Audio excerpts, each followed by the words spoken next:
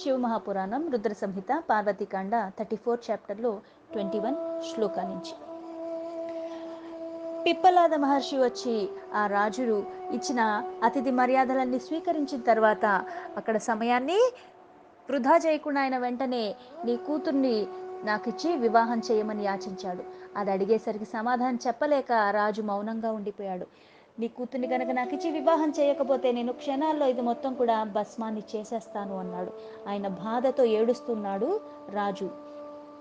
మహిష్యో రురుదుస్స సర్వ ఇతి కర్తవ్యా క్షమాః మూర్ఛామాప మహారాజ్ఞి కన్యా మాత రుచాకుల.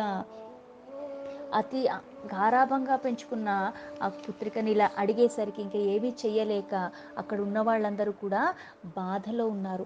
ఆ బాధలో ఉంటే ఆ బిడ్డకి తల్లైన ఆ రాజమాత వచ్చేసరికి ఆవిడ ఇంకా బాధకు గురైపోయింది. ఆవిడ ఎంత ఏడ్చింది అంటే స్పృహ కోల్పోయి పడిపోయింది. బాధలో ఉన్నప్పుడు మనం ఏడ్చి ఏడ్చి ఉన్నప్పుడు ఆహారం తినబుద్ధి కాదు. ఆ బాధ కొద్దీ ఆ నీరసం ఎక్కువైపోయి ఎలా అయితే మనం కళ్ళు తిరిగి పడిపోతామో సమాధానం చెప్పలేరు, ఇవ్వనని చెప్పి నిరాకరించను లేరు. ఆ స్పృహ కోల్పోయి పాపం అంత బాధలో ఆవిడ తల్లి అలా పడిపోయి ఉన్నది. బభూవు తనయా సర్వే శోకాకులీ తమానసాః సర్వ శోకాకులం జాతం నృపసంబంధి శైలప. పద్మ ఒక్క తల్లియే కాకుండా మిగిలిన రాణులేంటి, ఆ రాజుకున్న 100 మంది కొడుకులు కూడా అక్కడ రాజభవనంలో ఉన్న వాళ్ళందరూ కూడా ఇంకా ఏడవటం మొదలుపెట్టారు. ఎందుకు ఇవ్వనంటే వెంటనే మొత్తం భస్మం చేసేస్తున్నారు. ఇప్పుడు ఏం చెయ్యాలో తోచని పరిస్థితుల్లో ఉండి వాళ్ళందరూ కూడా అంతలాగా ఏడుస్తూనే ఉన్నారు. ఆ బాధ ఒకళ్ళు ఏడిస్తే ఎలా అయితే అందరికీ వస్తుంది, ఇక్కడ పైగా అందరిలో కూడా ఆవిడంటే అంత ప్రీతి అందరికీ. వాళ్ళందరూ ఏడుస్తూనే ఉన్నారు. ఏం చెయ్యాలి, ఏం చెయ్యకూడదు చెప్పేవాళ్ళు కూడా లేకుండా ఏదన్నా అంటే మళ్ళీ శపించేస్తాడు. అందుకని వీళ్ళందరూ ఏడుస్తూనే ఉన్నారు. ఆ ఏడుపులో ఇంతలా ఉండగా అక్కడున్న 100 మంది కొడుకులు కూడా, అంటే ఒక ఋషి వస్తే ఆ ఋషి ఎలా ఉంటుంది అన్నది ఆ ప్రతాపాన్ని చూపిస్తూ ఇక్కడ మళ్ళీ 100 మంది కొడుకులు, రాణులు, అక్కడ భవనంలో ఉన్నవాళ్ళు వీళ్ళందరూ కూడా రోదిస్తూనే ఉన్నారు. ఏతస్మినంతరే ప్రాజ్ఞో ద్విజో గురురనుత్తమః పురోహితశ్చ మతిమానగతో నృపసన్నిధం రాజా ప్రణామ్య సంపూజ్య రురోధ చ తయోః పురః సర్వా నివేదయాంచక్రే పాప్రచ్చోచితమాశు తథా. వాళ్ళందరూ అంత బాధలో ఉండగా అక్కడ మళ్ళీ ఆ బ్రాహ్మణ ఆయన మళ్ళీ రాజుతో మళ్ళీ చెప్తున్నాడు. అక్కడ ఆ రాజు దగ్గర ఉన్న ఏదైతే కులపురోహితుడు ఉన్నాడో ఆయన వచ్చాడు. అక్కడికి వచ్చి రాజు ఆయనకి మళ్ళీ నమస్కరించాడు. ఇప్పుడున్న సమస్యకి మళ్ళీ పరిష్కారం ఎవరో ఒకళ్ళు ఇవ్వాలి. ఆయన వచ్చి అడిగాడు, నిరాకరించలేడు, అలా అని ఒప్పుకోను లేడు. ఆయనకి మళ్ళీ ఇదంతా కూడా ఆయన రాజు విన్నవించుకున్నాడు, ఆ కుల పురోహితుడికి నివేదించుకున్నాడు. ఇప్పుడు ఏంటి తక్షణ కర్తవ్యము. ఆ కుల పురోహితుడు అన్న వాళ్ళు ఎలా ఉంటారు అంటే మార్గాన్ని, ఉన్న సమస్య నుంచి బయటపడేలాగా, సమస్యకి ఇంకో సమస్యకి పరిష్కారం కాదన్నది ఎలా ఉందో ఇక్కడ కూడా ఆ వచ్చిన సమస్యని తొలగించేలాగా సరైన మార్గాన్ని చూపించేవాళ్ళు. అన్ని రకాలుగా ఆలోచించి, అంటే ఒక పని చేసామంటే దాని పరిణామం ఏంటి, దానివల్ల మనకి ఎటువంటి నష్టం వస్తుందా లేకపోతే ఏమన్నా ఆపదలు కొని తెచ్చుకుంటామా, ఈ భావంలో ఆయన మళ్ళీ ఇక్కడ రాజా నమస్కరించి అంతలాగా ఆయన బాధను వెల్లవించుకున్న తర్వాత అత రాజ్ఞో గురు విప్రాహ పండితశ్చ పురోహితః అపిధ్వో శాస్త్ర నీతిజ్ఞో బోధయామాస తునుర్పమా శోకాకులశ్చ మహీషన్ నృపబాలశ్చ కన్యకాం ఉత్తమా నీతిమాదృత్య సర్వేషాం హితకారిణిం. రాజు చెప్పిన దానికి ఆ పురోహితుడు అన్ని రకాలుగా ఆలోచించి ఆయన చాలా వినమ్రతగా ఆ రాజుకు ఒక పరిష్కారాన్ని ఇస్తున్నాడు. ఆ పరిష్కారం ఇచ్చేది ఎలా ఉండాలంటే, బాధను కొంతమంది మనకి ఇస్తారు పరిష్కారాలు. ఎలా ఇస్తారు అంటే పణం మీద ఉన్నదాన్ని తీసుకెళ్ళి నిప్పులో వేసినట్టుగా ఇస్తూ ఉంటారు. అంటే మనకు కూడా ప్రారంధం కొన్ని, కొంతమంది ఇచ్చే సలహాలు మనకి ఊరటనిస్తాయి, కొంతమంది ఇచ్చే సలహాలు ఆపదల్ని గురి చేస్తూ ఉంటాయి. హితు చెప్పింది గురు పురోధాస ఊచతుహు శృణు రాజన్మహా ప్రాజ్ఞ వచోనౌ సద్దితావహం మాశూచః సపరివారశాస్త్రే కురు మతిం సతిం అధ వాదద్ధ దీనాంతే వాదాతవ్య కన్యకా నృప పాత్రాయ విప్రాయాన్యస్మే కస్మైచిదా విశేషతః. రాజా, మీకు మంచి చేసే మాటలు నేను ఇప్పుడు చెప్తున్నాను, అందుకని మీరు దీన్ని ఇంకోలాగా తీసుకోవద్దు. ఇక్కడ ఉన్న వాళ్ళందరి సమక్షంలో చెప్తున్నాను, మీరు చాలా జాగ్రత్తగా వినండి. ఇవి నేను అన్నిటినీ ఆధారంగా తీసుకుని చెప్తున్నాను, నోటి మాటగా చెప్పట్లేదు. రాజా, ఈ రోజైనా లేదా ఒక సంవత్సరం తర్వాత అయినా సరే యువరానికి వివాహం జరిగించాలి. అయితే ఆవిడికి తగ్గ భర్తను మనం ఎలాగో ఎతకాలి. ఎవరో ఒకళ్ళని వెతికి ఆవిడకైతే వివాహం చెయ్యాలి. ఈయనొచ్చి అడిగాడన్నది పక్కన పెడితే, వివాహం చెయ్యాలన్న ఉద్దేశం మీకు ఉన్నది, వివాహం చెయ్యాలనే అందరికీ పత్రికలు కూడా పంపించి ఉన్నారు. ఈ రోజు కాకపోయినా ఒక సంవత్సరంలో మంచి వరుణ్ణి చూసి వివాహం జరిపించాల్సిందే. సత్పాత్రం బ్రాహ్మణాధన్యన్న పశ్యావే జగత్రయే సూతా దత్వా చ మునయే రక్షస్వాం సర్వసంపదం రాజాన్నేకాని మిత్తేన సర్వసంపద్ వినశ్యతి సర్వ రక్షతి తం త్యాక్త్వా వినాతం శరణాగతం. ముల్లోకాల్లో కూడా మనం ఎవరైనా సరే ఒక మంచి బ్రాహ్మణుడికి కానీ ఎవరికన్నా ఇచ్చి వివాహం, ఎవరైతే ఆవిడికి తగిన వరుడో అటువంటి వాళ్ళకే మీరు మీ బిడ్డనిచ్చి వివాహం చెయ్యాలనుకుంటున్నారు. కాబట్టి మీరు గనక ఈ ఋషికి ఇస్తే మీరు అన్ని రకాలుగా కూడా మీకే లాభము, మీ సంపదలన్నీ కూడా మీకు మిగిలిపోతాయి. ఎందుకంటే ముల్లోకాల్లో కూడా ఈవిడికి తగినంత భర్త అన్నవాడు ఒక బ్రాహ్మణుడు తప్పితే ఇంక ఎవ్వరూ ఉండరు. అందుకు ఈయనకిచ్చి వివాహం జరిపించండి. ఇప్పుడు వచ్చిన ఆపద కంటే వివాహం కోసం పుత్రికను అడిగాడు, ఇవ్వకపోతే మొత్తాన్ని భస్మం చేసేస్తా అన్నాడు. ఈ ఆపద నుంచి కాపాడేవాడు కూడా ఎవ్వరూ లేరు. అందుకని తెలివైన వాళ్ళు ఏం చేయాలంటే, ఆపద వచ్చినప్పుడు ఆపద నుంచి బయట ఎలా పడాలో చూసుకోవాలి. ఆపద నుంచి బయటపడుతున్నాను ఇంకో ఆపదలో పడకుండా కూడా ఉండాలి. నీకున్న సంపదలు ఉండాలన్నా, ఈ ఆపద నుంచి బయటపడాలన్నా సరే ఒక్కడే మనకి ఇప్పుడు ఆదుకున్నవాడు. ఎవరు అంటే ఇక్కడ ఈయన్ని తప్పితే ఇంకెవరిని మనము ఆదుకోవటానికి అడగలేము. అది బాగా ఆలోచించుకుని వివాహం చెయ్యాలి. కాబట్టి ఈయనకిచ్చి వివాహం చేయటమే మనకి సరైనది అని.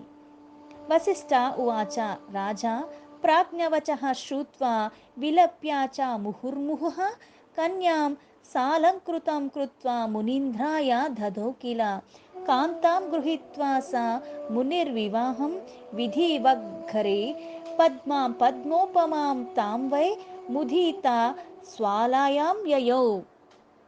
వశిష్ఠ మళ్ళీ ఇలా హిమవంతుడికి చెప్తున్నారు కాబట్టి కదంతా ఈ మాటలన్నీ కూడా ఎప్పుడైతే ఆయన వచ్చి ఆ కుల పురోహితుడు చెప్పాడో, అనారణ్య అన్న రాజుకి ఆయన బాధలో మళ్ళీ మళ్ళీ ఇక్కడ ఆయనకి ఇవ్వటానికి ఆయన పుత్రికని అన్ని రకాలుగా ఉన్న సంపదలతో అందంగా అలంకరించి మరి ఆయనకి ఇవ్వాలి. కాబట్టి ఇవ్వాలి, పైగా ఇష్టం లేదు, ఇవ్వకపోతే మళ్ళీ ఆపదలు కొని తెచ్చుకోవాలి. కానీ ఇప్పుడు ఇంకొక మార్గమే లేదు. అందుకని తన పుత్రికని అన్ని రకాలుగా అలంకరించి ఆ ఋషికి ఇవ్వాలి అనేసి అనుకున్నారు. హిమవంత ఇలా ఆ రాజు అంగీకరించి ఆయన పుత్రికను, అందాల రాశి అయిన పద్మను ఆయనకిచ్చి వివాహం అంటే ఎలా అయితే మనకి లక్ష్మీదేవి ఉందో సుగుణాలతో, ఎటు రకంగా చూసినా సరే అటువంటి గుణాలతో ఉన్న ఆవిడ్ని విధి విధానంగా ఆ ఋషికుచ్చి వివాహం జరిపించారు. పిప్పలాదకు తరుణావస్థలో ఆ రూపంలో, గుణంలో, సిద్ధిలో అన్నీ కూడా స్థిరంగా ఉన్న ఆవిడ్నిచ్చి వివాహం జరిపించారు. ఆ వివాహానికి ఆయన కోరిక తీరింది. ఆపదల నుంచి ఈ రాజు కూడా బయటపడ్డాడు. రాజా సర్వాన్ పరిత్యజ్య దత్వా వృద్ధాయ చాత్మజాం గ్లానినం చిత్తే సమాధాయ జగామ తపసేవనం తథాభ్యాయర్పి వనం యాతే ప్రాణనాతే తథా గిరే భర్తుశ్చ దుహితుష్ శోకాత్ ప్రాణాస్తత్ యాజా సుందరి. ఆ ఋషి ఆ వివాహం జరిపోయిన తర్వాత పద్మను తీసుకుని తన ధామానికి తను వెళ్ళిపోయాడు. ఆ కూతుర్ని ఇచ్చిన తర్వాత ఈ పిప్పలాదికి ఇవ్వటానికి ఈయన ఎందుకు రోధించాడు అంటే, ఆయన చాలా ముసలివాడు, ఇక్కడేమో యవ్వనంలో ఉన్నది, చాలా అందంగా ఉన్నది, పైగా అందరికన్నా కూడా రాజుకి కూతురంటే అంత ప్రాణము. కానీ ఇప్పుడు ఆపదల్ని బయటపడటానికి ఇంకో మార్గం లేక కూతున్న ముసలివాడికి ఇచ్చి వివాహం చేపించారు. అందుకు రాజు బాధలోనే ఉన్నాడు. ఆయన మనస్సులో నా కూతురికి నేను తగిన వివాహం చెయ్యలేదే, నా ఆపదలకి నేను భయపడి ఇటువంటి వివాహం చేశానని బాధతోనే ఉన్నాడు. ఆయన ఇంకా వెంటనే అన్నీ వదిలేసి ఆయన కూడా తపస్సుకి వెళ్ళిపోయాడు. ఎందుకంటే ఇది చేసిన దానికి, అంటే నా కూతురికి నేను ఎంతో గొప్పగా చేయాలనుకున్నాను కానీ నేనేమి చెయ్యలేకపోయానే అని రాజు అక్కడి నుంచి అన్నీ వదిలేసి ఆయన కూడా తపస్సుకి వెళ్ళిపోయాడు. తథా భార్యాపి వనం యాతే ప్రాణనాతే తథా గిరే భర్తుశ్చ దుహితుశోకాత్ ప్రాణాస్తత్యాజ సుందరి పూజ్యాః పుత్రాశ్చ భృత్యాశ్చ మూర్ఛార్పాన్ పునరుపం వినా శుశుచుః శ్వాస సంయుక్తం జ్ఞాత్వా సర్వే పరే జనాః. ఆ రాజు లేకుండా ఆ రాజ్యంలో ఉన్న వాళ్ళు 100 మంది కొడుకులు ఉన్నారు, రాణులు ఉన్నారు, వీళ్ళందరూ ఉన్నారు. ఆయనేమో ఆ వనానికి వెళ్ళిపోయాడు తపస్సు చేసుకోవటానికి. అలా వెళ్ళిపోయిన తర్వాత రాజు వెనకాలే ఆ భార్యలు వాళ్ళు కూడా వెళ్ళిపోయారు. ఇలా అందరూ వెళ్ళిపోతే కూతురు దూరం అయిపోయింది, భర్త దూరం అయిపోయారు. వాళ్ళు కూడా బాధతో ఉన్నారు. అక్కడున్న 100 మంది కొడుకులు కూడా, అక్కడ రాజ్యంలో ఉన్న వాళ్ళు కూడా స్పృహ తప్పి కోల్పోయారు. అందరూ శోకంలోనే ఉన్నారు. రాజు లేడు, రాజు చచ్చిపోయాడు అనుకుని వాళ్ళందరూ కూడా బాధతోనే ఉన్నారు. ఆయన తపస్సుకు వెళ్ళిపోయి అన్నీ వదిలేసి అంత బాధలో ఉన్నాడు. నా కూతురికి నేను ఇటువంటి వివాహం చేశానే అని ఆ బాధలోనే ఆయన ప్రాణాల్ని కూడా వదిలేశాడు. ఆ శోకంతోనే వీళ్ళందరూ కూడా ఉండిపోయారు. అంటే ఏదైతే బాధ మనసులో ఉంటుందో, బాగా ఒకటి ఇష్టపడినప్పుడు దానికి మనం కోల్పోయినా దాని రక్షణ మనం చూసుకోలేకుండా దాని ఎవరికన్నా అది ఇవ్వాల్సి వచ్చి మన ఆధీనంలో అది లేకపోయినా ఆ క్షోభ మనకి ప్రాణాలు పోయేదాకా మనల్ని విడిచిపెట్టదు. మానసికంగా తీసుకున్న బాధ శారీరకంగా పోలిస్తే అది మనకి కొన్ని రోజుల్లో తగ్గిపోతుంది. కానీ మానసికంగా ఏదైతే బాధను మనం తీస్తూ ఉన్నామో అది ప్రాణం పోయేదాకా మనల్ని స్థిరంగా ఉండనివ్వదు. రాజు కూడా అలాగే ఆ బాధతో ఆయన ప్రాణాల్ని కోల్పోయాడు. ఆ రాజు లేని అక్కడున్న వాళ్ళందరూ కొడుకులు కానీ వాళ్ళందరూ కూడా రాజ్యంలో కూడా అంతా కూడా దీనంగా అయిపోయింది. ముందు గారాల కూతురు వెళ్ళిపోయింది. ఆ కూతురికి ఇష్టం లేదు వీళ్ళకి ఆ వివాహం చేయటం, కానీ వివాహం చేయటం తప్పితే వేరే మార్గం లేదు. వివాహం చేశారు. అలాగే రాజు ఆ బాధను తట్టుకోలేక తన వనాలకి వెళ్ళిపోయాడు. అలాగే తన ప్రాణాల్ని కోల్పోయాడు. అనారణ్యో వనం గత్వా తపస్తప్త్వాతి శంకరం సమారాధ్యాయయో భక్త్యా శివలోక మనామయం నృపస్య కీర్తిమన్నాంనా జ్యేష్ఠపుత్రోత ధార్మికః పుత్రావత్ పాలయామాస ప్రజారాజ్యం చకారః ఇతి తే కథితం శైలారణ్యచరితం శుభం కన్యాం దత్వా యథా రక్షద్వంశం చాప్యాకిలం ధనం. ఒక కూతుర్ని ఇచ్చి ఇంకొకరికి వివాహం జరిపించడం ఎలా ఉంటుంది అంటే, నీ భోగాలు పెంచుకునేలాగా ఉంటుంది, ఉన్నవన్నీ కూడా తొలగించుకునేలాగా. ఇష్టపూర్వకంగా చేస్తే ఒకలాగా, ఇష్టం లేకుండా చేస్తే ఒకలాగా ఉంటుంది. ఇక్కడ అనారణ్య ఏదైతే వివాహం జరిపించాడో ఆయన మళ్ళీ అడవులకు వెళ్ళిపోయాడు తపస్సు చేసుకోవటానికి, ఆ బాధని దిగమింగుకోవటానికి. ఆయన పరమశివుని భక్తితో ఆయన అక్కడ పూజించుకునే ఉన్నాడు. కానీ ఇక్కడ ఎప్పుడైతే రాజు అంత బాధగా ఇక్కడ రాజ్యాన్ని సంపదని అందరినీ వదిలేసి వెళ్ళిపోయాడు, వాళ్ళందరూ కూడా రాజు ఇంకా అక్కడికి వెళ్ళిపోయాడంటే మరణించాడన్న బాధతో వాళ్ళు కూడా అలానే రాజు కోసం బాధపడుతున్నాను. ఈయన మాత్రం భక్తితో పరమశివుణ్ణి పూజించుకుంటూనే ఉన్నాడు. ఆయన మళ్ళీ అలాగా ప్రాణాల్ని వదిలేసి ఆ శివ సాన్నిధ్యాన్నే పొందాడు.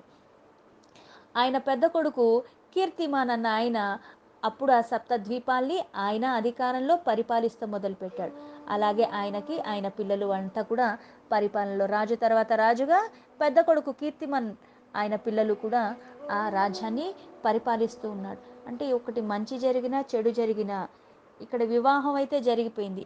ఆ వివాహం జరిగిపోయినా కూడా నేను ఏదైతే మీకు కథ చెప్పానో ఇది అనారణ్య అన్న రాజుకి ఆయన ఆయన సంతతిని ఏదైతే భస్మం అవ్వకుండా 100 మంది కొడుకులున్నా సరే ఒక్క ఋషి ఏదైతే వశిష్ఠుల వారిని చూసి విశ్వామిత్రముని ఎంతలాగా ఆయన మునిగా మారకముందు ఏదైతే విశ్వామిత్రుడు రాజుగా ఉన్నారో ఆ సమయంలో వశిష్ఠుల వారి దగ్గర ఉన్న కామధేనువు కోసం అడిగితే ఆయన ఇవ్వలేదన్నారు. బలవంతంగా తీసుకెళ్ళిపోదాం అంటే కామధేనువు మీరొక్క మాట చెప్తే దాన్ని నేను ఆపుతాను అని చెప్తే ఆయన దానికి ఒప్పుకోగా విశ్వామిత్రుడి సైన్యాన్ని మొత్తం కూడా ధ్వంసం చేసేసేలాగా అన్నీ మూలాల నుంచి ధ్వంసమైపోతే ఆయన మళ్ళీ నేను రాజుగా ఉండి రాజర్షిగా ఉన్నప్పటికీ కూడా ఈయనకున్న సంపత్తితో పోలిస్తే ఈయనకున్న బలంతో శక్తితో పోలిస్తే నాది తుచ్చము అన్న భావన వచ్చి ఆయన కూడా రాజ్యాన్ని తన కొడుకులకు అప్పచెప్పేసి వెళ్ళిపోతాడు. ఇక్కడ ఒక్క ఋషి రావటం వల్ల తన పుత్రికని ఇవ్వకపోతే సకల సంపదన్ని అంతా భస్మమైపోతుంది అన్న కారణంగా సంతతి ఉండదు, మూలాల నుంచి మొత్తం ధ్వంసమైపోతుంది. కానీ పుత్రికని ఇవ్వటం వల్ల మళ్ళీ తన పుత్రుడు ఆ రాజ్యాన్ని పరిపాలిస్తాం, వాళ్ళ పిల్లలు కూడా సంతతి అన్నది అలా మిగిలిపోయింది. ఇది అనారణ్య అన్న రాజు ఒక్క కథ. పర్వతరాజాన్ని నీకు చెప్పాను కదా, ఈ కథ ఆ పుత్రుడు పరిపాలనే కాకుండా ఇతీతే కతీతం శైల అనారణ్య చరితం శుభం కన్యాం దత్వా యథా రక్షధ్వంసం చాప్యాకిలం ధనం. అంటే ఈ కథ వింటం ద్వారా పర్వతరాజ ఎలా అయితే అనారణ్య ఒక చరిత్రను నీకు చెప్పాను అది వింటే మంగళకరము. ఎందుకు మంగళకరము అంటే కోరిక మనకున్నా లేకపోయినా సరే నా స్వార్థాన్ని నేను చూసుకోవటం కాకుండా నలుగురు ఒక క్షేమాన్ని. ఆయన శాపం ఉత్తి రాజుకే కాదు, ఇప్పుడు వద్దని చెప్పినా సరే ఆ శాపం ఉత్తి రాజుకే కాదు రాజ్యానికి వస్తుంది. అంటే ఒక బాధ్యత తీసుకున్నప్పుడు రాజుగా ఉన్నప్పుడు అక్కడ ఉన్న వాళ్ళందరి బాగోగులు చూసుకునేది తానే. అలాగే సంపత్తి తన ఒక్కడికే కాకుండా నా ఇష్టము ప్రధానం కాదు. ఇక్కడ అనారణ్యది ఉద్దేశంగా చెప్పేది ఏంటంటే ఇక్కడ కూడా హిమవంతుడికి 100 మంది కొడుకులు ఉన్నారు, తర్వాత పుత్రికగా పార్వతీదేవి పుట్టింది. ఇష్టంగా చెయ్యాలి వివాహము, నీకు నీ సంతతికి అందరికీ కూడా వృద్ధిలోకి వస్తుంది. ఆయన తన కూతుర్ని ఎలా అయితే ఆ ఋషికి ఇచ్చాడో నువ్వు కూడా నీ కూతుర్ని ఇక్కడ పరమశివుడికి ఇవ్వు అన్న భావనలోనే చెప్తున్నాడు. నువ్వు కూడా ఆయన ఇచ్చినట్టుగా ఇవ్వు, ఇది నీకు శ్రేయస్సు, నీ సంతతికి కూడా. తరతరాలుగా అంటే మనం చేసే మంచి పనులు కానీ చెడ్డ పనులు కానీ మన పిల్లలకి వెళుతూనే ఉంటాయి. ఆస్తులు ఇచ్చినా ఇవ్వకపోయినా సరే గుణాలు ప్రధానము. మనం చేసిన కర్మలు వాళ్ళు కూడా మళ్ళీ అవి ఆచరిస్తూనే ఉండాలి. వాళ్ళు చేసిందే ఇప్పుడు నువ్వు కూడా చేయి. నీ కూతుర్ని ఆ పరమశివుడికి ఇవ్వు. ఇక్కడ పరమశివుడు ఏమీ శపించట్లేదు, కానీ ఇది లోకహితార్థమై. అనారణ్య ఎలా అయితే శాపానికి భయపడిపోయి ఆయనకి ఇవ్వకపోతే ఎలాగా, పైగా ఇంత అందాల రాసిని ఇంత యవ్వనంలో ఉన్న కూతుర్ని ముసలివాడికి ఎలా ఇచ్చి వివాహం చెయ్యాలి అనుకున్నాడు. కానీ లోకహితార్థమై అవతారాల రూపంలో తీసుకున్న వాళ్ళకి లౌకికంగా ఉన్న వాళ్ళకి తేడా ఉంది. ఇది ఒక పరమార్థంతో చెప్పిన ఒక కథ రూపంలోనే తీసుకోవాలి. పరమశివుడు ఎలా అయితే సతీదేవిని వివాహం చేసుకున్నాడు, తర్వాత మళ్ళీ తపస్సులో అయిపోయాడు, మళ్ళీ ఆవిడ జన్మ తీసుకుని మళ్ళీ ఇక్కడ హిమవంతుడి ఇంట పెరుగుతూ ఉన్న బిడ్డ, అటువంటి ఆమెను ఇచ్చి మళ్ళీ ఆ పరమశివుడికి వివాహం చేయమన్నారు కాబట్టి నువ్వన్నీ ఆలోచించకుండా లోకహితార్థం కాబట్టి మనస్ఫూర్తిగా ఇచ్చి వివాహం జరిపించు. నీకే కాదు నీ కుటుంబం మొత్తానికి కూడా ఇది శుభకరము. సకల దేవతలు కూడా ఆశీస్సులు ఎప్పుడు ఎల్లవేళలా నీ మీద ఎప్పుడు కూడా కురిపిస్తూనే ఉంటారు. దేవతల హితార్థమే ఈ అవతారాలు తీసుకున్నారు. వాళ్ళని ఆపదల నుంచి తొలగించడానికి ఈ వివాహ బంధంతో కూడా లౌకికంగా ముడిపడుతున్నట్టుగా ఉంది. కాబట్టి ఇది నీకు చాలా శ్రేయస్సునిస్తుందని వశిష్ఠుల వారు మరి హిమవంతుడికి చెప్తున్నారు. దీంతో శివమహాపురాణం రుద్ర సంహిత పార్వతీకాండ 34 చాప్టర్లో 39 శ్లోక సంపూర్ణం.